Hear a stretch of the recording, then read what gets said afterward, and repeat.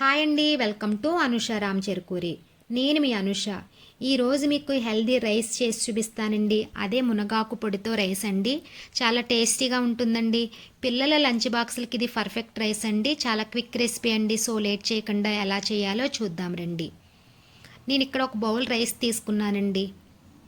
అలాగే 1 table spoon శనగపప్పు, half tea spoon ఆవాలు, హాఫ్ టీ స్పూన్ జీలకర్ర, ఒక ఎండుమిర్చి, 2 టేబుల్ స్పూన్ల జీడిపప్పు, 2 టేబుల్ స్పూన్ల మునగాకు పొడి, అలాగే 1 టేబుల్ స్పూన్ మినపప్పు తీసుకున్నానండి.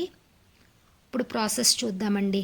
ముందుగా స్టవ్ ఆన్ చేసి కడాయి పెట్టుకుని 1 టేబుల్ స్పూన్ నెయ్యి, 1 టేబుల్ స్పూన్ ఆయిల్ వేసుకుని హీట్ అయిన తర్వాత ఆవాలు జీలకర్ర వేసి ఫ్రై చేయండి.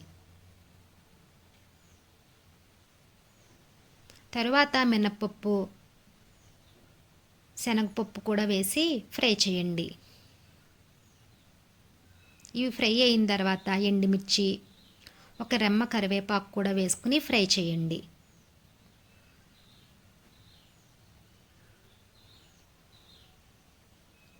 తర్వాత జీడిపప్పు కూడా వేసుకుని ఫ్రై చేయండి.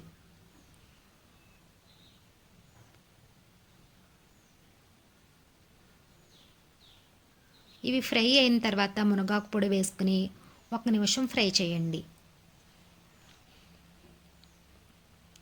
తరువాత చల్లారిన రైస్ వేసుకుని బాగా కలుపుకోండి.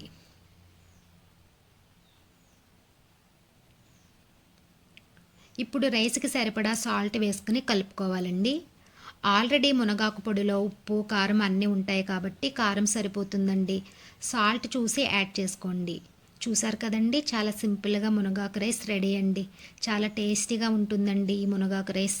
మీకు నచ్చినట్లయితే ప్లీజ్ లైక్ చేయండి. అలానే మీ ఫ్రెండ్స్కి రిలేటివ్స్కి షేర్ చేయండి. అలానే కామెంట్ చేయండి.